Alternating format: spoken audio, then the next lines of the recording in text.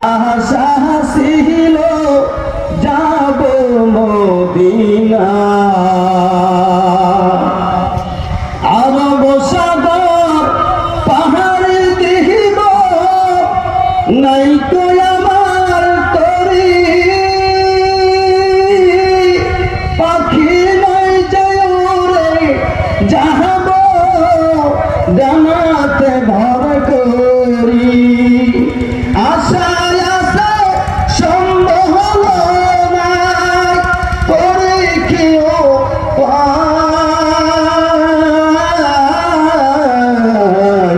মনে বড় আশা ছিল যাব মদিনা।